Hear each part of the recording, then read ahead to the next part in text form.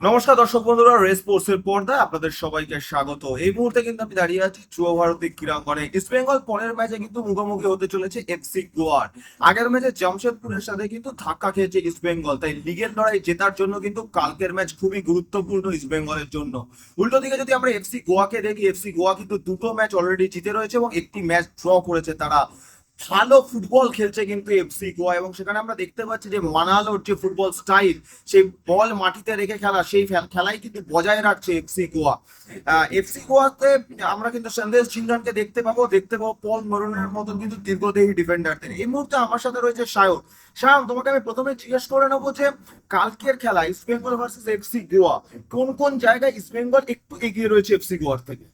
দেখো, ইস্ট বেঙ্গলের x factor হতে চলেছে তাদের কাম ব্যাক বা ফিরে আসার যে তাগিদ, সেটাই। কারণ আমরা জানি একটা লিগের ম্যাচ হচ্ছে এই মৌসুমে, এবং প্রত্যেকটা ম্যাচ বাই ম্যাচ কিন্তু প্রত্যেকটা টিমই কিন্তু, তুমি যদি দেখো, প্রত্যেকটা টিম কিন্তু ম্যাচ বাই ম্যাচ প্ল্যান করছে।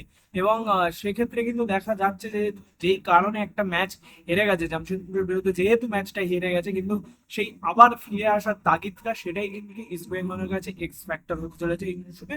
তবে এটাও মাথায় রাখতে হবে, এফসি গোয়া যে ফুটবলটা তারা খেলছে, সেই ফুটবলটা যদি তুমি একটু দেখো, তুমি যেটা বললে একদমই, যে একদম মাটিতে রেখে বল এবং পজিশন গেম খেলে, এবং বিশেষ করে দুটো উইং ব্রাইসন এবং ব্রাজিল, এই দুজনের কথা বলতেই হবে।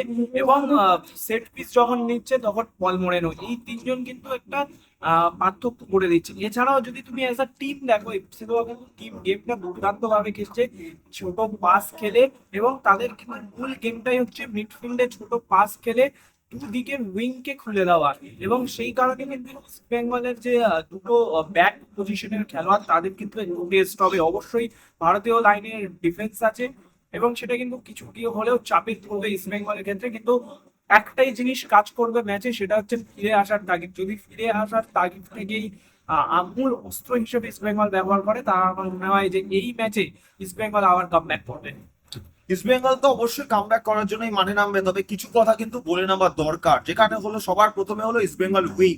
আমরা কিন্তু আগেও আমরা আলোচনা করেছিলাম যে ইস্ট বেঙ্গল উইং এ যে দুজন প্লেয়ার খেলছে, অর্থাৎ রাকিব এবং জয়, সেইখান থেকে দাঁড়িয়ে তারা দুজন, জয়কে তো মোরানো হাতের তালুর মতন চেনে, সেইখান থেকে জয়ের ফুটবল কোথা থেকে ভাঙা যায় সেটা কিন্তু মোরানো জানে। তার সাথে আছে রাকিব। এই দুজন প্লেয়ারের মধ্যে কিন্তু যেটা সবচেয়ে বড় প্রবলেম বলা যেতেই পারে, সেটা হলো তাদের গতি। এবং উল্টো দিকে আমরা কাদেরকে অ্যাটাকে দেখতে পাবো, একদিক থেকে দেখতে পাবো উদান্তাকে, এবং একদিকের উইঙ্গে কিন্তু আমরা দেখতে পাবো ব্রাইসনকে। ব্রাইসনের কিন্তু অনেকটা দৌড়ে গিয়ে ভেতরে কাট করে যে শট নেওয়ার ক্ষমতা, সেইটা কিন্তু প্রচন্ড ডিস্টার্ব করতে পারে ইস্ট বেঙ্গলকে। উল্টো দিকে উদান্তা রয়েছে, উদান্তা কিন্তু বলতেই হবে পুরনো ঘোড়া। আর পুরনো ঘোড়া কি করতে পারে তার এক্সপিরিয়েন্স দিয়ে, সেটা কিন্তু এখনো যারা ফুটবলটা ফলো করছে, সুনীল ছেত্রী খেলা দেখছে, তারা কিন্তু জানে। তার সাথে সাথে বলতেই হবে আকাশ সাংওয়ানের কথা। আকাশ সাংওয়ান যে পিন পয়েন্ট বলগুলো বক্সের মধ্যে রাখছে, যেখান থেকে কিন্তু পা বা মাথা ছুঁয়ে গোল করে চলে যেতে পারে ড্রেডিচ বা ঈশান পন্ডিতের মতন প্লেয়ার। ঈশান পন্ডিত অবশ্যই ব্যাক করছে, সেইখানে তার কিন্তু একটা তাগিদ থাকবে নিজেকে প্রমাণ করার। আকাশ সাংওয়ানের বল উল্টো দিয়ে আমরা যদি দেখতে পারি, ব্রাইসন রয়েছে রয়েছে মাঝমাঠে স্ক্রিনিং এর টেভোরার মতন প্লেয়ার রয়েছে। এবং এফসি গোয়ার কিন্তু এখন ঘোড়া হিসাবে দৌড়াচ্ছে সেই প্লেয়ারটার নাম ড্রেডিচ, এই কথাটা কিন্তু একদম। বলতেই হয়। 3 ম্যাচে অলরেডি 4 গোল করে ফেলেছে, এবং তার যে গোল স্কোরিং ক্ষমতা শুধুই নয়, মাঝ মাঠটাকে পুরো একার হাতে কিন্তু চালনা করে সে, এবং প্রচন্ড দ্রুত গতিতে অপারেট করে, সেখানে দেখতেই হবে। বরিসের মতন প্লেয়ার রয়েছে, অবশ্যই কথাটা মাথায় রাখতে হবে। বরিস কিন্তু ব্যাক থেকে যেভাবে সামনের দিকে উঠে আসছে এবং রান করছে, সেটাও কিন্তু আটকাতে হবে ইস্ট বেঙ্গলকে। তো সব মিলিয়ে কিন্তু এফসি গোয়া বেশ তৈরি হয়েই নামবে ইস্ট বেঙ্গলের বিরুদ্ধে। সেইখান থেকে দাঁড়িয়ে ইস্ট বেঙ্গলের 11 কি হতে পারে, এবং ইস্ট বেঙ্গল কোন কোন জায়গায় টেক্কা দেবে বা এগিয়ে থাকতে পারে, সেটা তুমি একটু বল। দেখো, তুমি যেটা বললে যে জয় গুপ্তার খেলা একদম মুখ দর্পণে, কিন্তু তারপরেও আমার মনে হচ্ছে ইস্ট বেঙ্গল এই ম্যাচে কিছু পরিবর্তন নিয়ে নামবে। প্রথম পরিবর্তনটা আমার মনে হয় যে ইন্ডিয়ান ব্যাকফুট নিয়ে খেলছে ইস্ট বেঙ্গল, সেখানে আনোয়ার আলী, জিকসান সিং তারাই স্টার্ট করছে। এবং রাকিব কিন্তু এই ম্যাচে প্রথম ফার্স্ট 11 নেয়নি, একদম স্টার্ট করবে প্রথম মিনিট থেকে ইস্ট বেঙ্গলের জার্সিতে তিনি খেলছেন একদম। এবং তিনি রাইট ব্যাক পজিশনে খেলছেন। লেফট ব্যাক পজিশনে কিন্তু আমার মনে হয় কোথাও গিয়ে জয় গুপ্তা স্টার্ট করবেন না। কেন করবে না? কারণ আগের ম্যাচে আমরা দেখেছি তিনি কিন্তু সামান্য চোট পেয়েছিলেন মাথায় এবং রক্তক্ষরণ হয়েছিল তার মাঠে। আমার সেই কারণে মনে হয় তিনি স্টার্ট করবেন না, তার জায়গায় লিঙ্গা স্টার্ট করবেন। এবং তারপরে যদি মাঝ মাঠের দিকে আসি, মাঝ মাঠে কিন্তু একটা সুখবর আছে। সুখবরটা কি? নাওরেম মহেশ তিনি কিন্তু আসছেন, যেটা তিনি কিন্তু একটা সাউথ ক্রেস্পোর ভূমিকা প্লাস নাম্বার 10 এর ভূমিকা কিছুটা হলেও নিতে পারেন। এবং তার সাথে সাথে রশিদ এবং মিগুয়েল স্টার্ট করবে। এটার ফলে কি হচ্ছে, যদি মিগুয়েলকে মার্ক করে রাখা হয় সেক্ষেত্রে কিন্তু মহেশ ওপেন হয়ে যাবে। আবার মহেশের ওপর দায়িত্ব থাকবে সাউথ ক্রেস্পোর মতো কিছুটা হোল্ডিং ফুটবল খেলে কিছুটা ক্রিয়েটিভ কাজ করা। রশিদের কাজটা কিন্তু প্রপার হোল্ডিং এর উপরেই থাকবে এই ম্যাচে। কারণ যেটা তুমি বললে, ব্রাইসন এবং ড্রাজিস তারা কিন্তু দুর্দান্ত ফুটবল খেলছে এবং এই দুটোই কিন্তু প্রাণ ভোমরা একদম এফসি গোয়া দলের। তুমি যদি দেখো, ড্রাজিস কিন্তু বারবার মাঝ মাঠ থেকে বলটা দুটো উইং এ ঠেলে দেয়। তো সেক্ষেত্রে কিন্তু আমার মনে হয় যে রশিদের ভূমিকাটা এই ম্যাচে একটু বেশি ইম্পর্টেন্ট থাকবে, তার দিকে নজর থাকবে বেশি।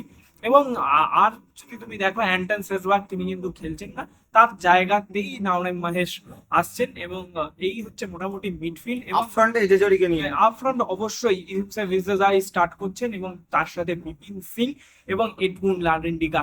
এই উপরের যে আপফ্রন্টের তিনজন প্লেয়ার তাদের কিন্তু কোনো চেঞ্জ হচ্ছে না। এই হচ্ছে আমার মোটামুটি, আমি কিছুজনের প্র্যাকটিস দেখে আমার মনে হচ্ছে যে এই সম্ভাব্য একাদশ নিয়ে কিন্তু এফসি গোয়ার বিরুদ্ধে নামবে। কারণ নাওরেম মহেশ সিং এর গুরুত্বটা আরো বেড়ে গেছে, কারণ সাউল ক্রেসপো এই মুহূর্তে তিনি কিন্তু অ্যাভেলেবেল নেই। এবং সম্ভবত এটাও আমি বলে রাখি যে সাউল ক্রেসপো হয়তো এই ম্যাচে সম্ভবত শেষের 30 মিনিট ফুটবল খেললেও খেলতে পারে, কারণ তিনি কিন্তু মূল দলের সাথে অনুশীলন শুরু করে দিয়েছে। আজকেই আমরা দেখলাম মূল দলের সাথে তিনি কিন্তু অনুশীলন করছেন। অবশ্যই দেখো, সাউল তো মাঠে ফিরলে সেটা অবশ্যই ইস্টবেঙ্গল দর্শকদের জন্য কিন্তু অনেকটা চিন্তা কমবে, এটা বলতেই হয়। কারণ আজকে সাংবাদিক সম্মেলনে কিন্তু ভূয়সী প্রশংসা করলো সাউলের সাথে, বা সাউলের বন্ধু বলা যেতে পারে এই মুহূর্তে মাঝ মাঠেতে সেই রাশি। সে বললো যে সাউল অ্যাটাক এবং ডিফেন্সকে কিন্তু সুন্দরভাবে কানেক্ট করে ফুটবলটা খেলতে পারে। সেই জায়গাটা অবশ্যই কিন্তু ইস্টবেঙ্গল প্লেয়ারদেরকে নিতে হবে। এবং একদমই, মানে আমি তোমাকে এখানে একটু আটকেই বলছি, সাউল ক্রেসপোর ভূমিকাটা কিন্তু টিমে আলাদা, এটা আমাদের মাথায় রাখতে হবে। সমর্থকরাও মাঝে মাঝে বলে যে সাউল ক্রেসপোকে কেন রাখা হয়েছে, সাউল ক্রেসপোকে কেন রাখা হয়েছে। সাউল ক্রেসপোর মিডফিল্ডে কিন্তু ভূমিকাটা একদম অন্যরকম। তিনি কিন্তু একদম কোচও যেমন বলে গেলেন, holding play plus creative play এই দুটোই কিন্তু তিনি করতে পারেন। এবং সেই কারণেই কিন্তু আমরা আগের দিন ম্যাচে দেখলাম যে মিগুয়েল ফিগুয়েরা যখন আটকে গেল, মিগুয়েলকে যখন একদম প্রপার ম্যান মার্কিং দিয়ে আটকে দিয়েছে, ঠিক সেই জায়গায় যদি সাউল ক্রেসপো বা নাওরেম মহেশ থাকতো, সেই জায়গাটা কিন্তু ওই ওপেন প্লেয়ার হিসেবে খেলতে পারতো রশিদ। অবশ্যই তিনি ক্রিয়েটিভ কাজ করতে পারেন, কিন্তু সেটা কখনোই মিগুয়েল বা সাউলের মতো সাউলের মতো করতে পারবে না। তিনি নাম্বার 6 হিসেবে খেলছেন। তো সেই কারণে সাউল ক্রেসপোর ভূমিকাটা কিন্তু এখন এই মুহূর্তে ইস্ট বেঙ্গল সমর্থক এবং ইস্ট বেঙ্গল টিমের কোচ বা পুরো ম্যানেজমেন্ট তারা কিন্তু বুঝতে পারছে। দেখো, এখানে দাঁড়িয়ে কিন্তু কালকে কতগুলো লড়াইয়ের কথা অবশ্যই বলে নেওয়া যেতে পারে। যেমন আমরা দেখতে পাবো বরিসের সাথে কিন্তু এডমুন্ডের একটা লড়াই, বা বিপিনের একটা লড়াই। এদিকে উল্টো দিকে আকাশ চৌহানের সাথে এডমুন্ডের একটা লড়াই, এবং মাঝ মাঠে কিন্তু মহেশ এবং মিগুয়েলের সাথে টাবোরার একটা লড়াই। উল্টো দিকে আবার রশিদের কিন্তু একটা লড়াই হবে ট্রেডিচের সাথে।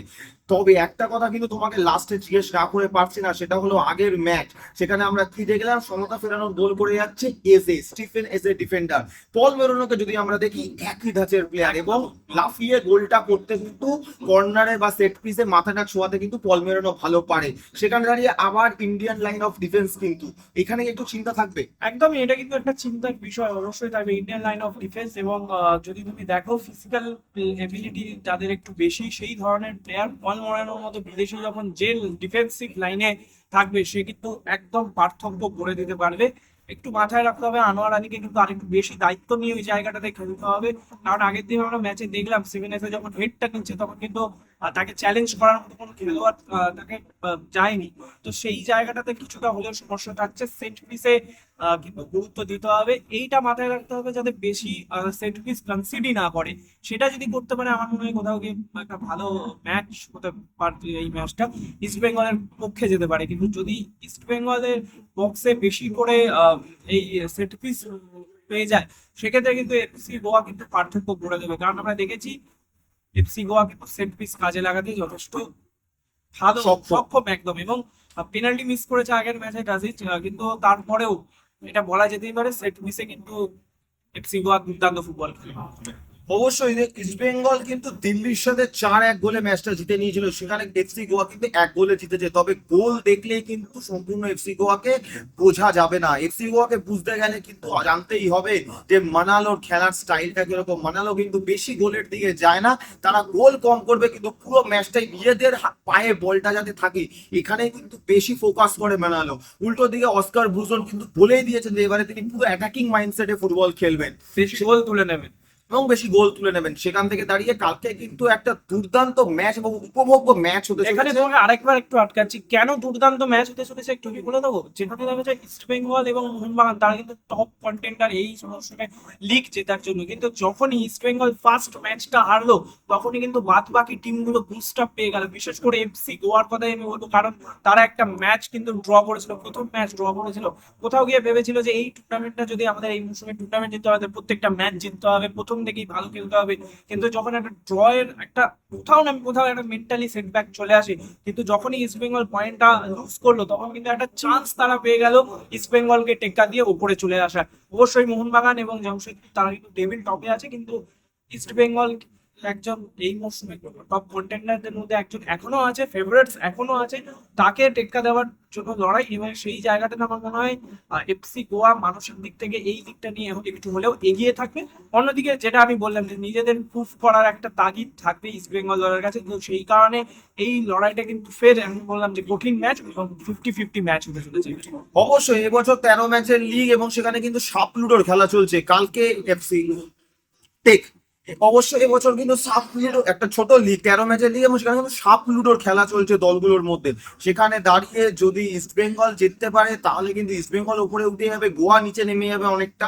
আবার যদি গোয়া জিততে পারে তাহলে কিন্তু গোয়া অনেকটা উপরে চলে যাবে, ইস্ট বেঙ্গল কিন্তু আবার স্লিপ করবে কালকে। সেইখান থেকে দাঁড়িয়ে অনেক যে ম্যাচ হতে চলেছে সেটা উপভোগ্য ম্যাচ হতে চলেছে, দুই কোচের মস্তিষ্কের লড়াই হতে চলেছে এবং তার সাথে সাথে কিন্তু উইং এর লড়াই হতে চলেছে কালকে। কালকে এই কথাটা বলাই যায়, বড় স্কোরের ম্যাচ না হলেও একটা কথা বলা যেতেই পারে, উপভোগ্য এবং তুল্যমূল্য ম্যাচ হবে। যুবভারতী ক্রীড়াঙ্গন থেকে আমি অর্পণ, আমি সায়ন, রে স্পোর্টস।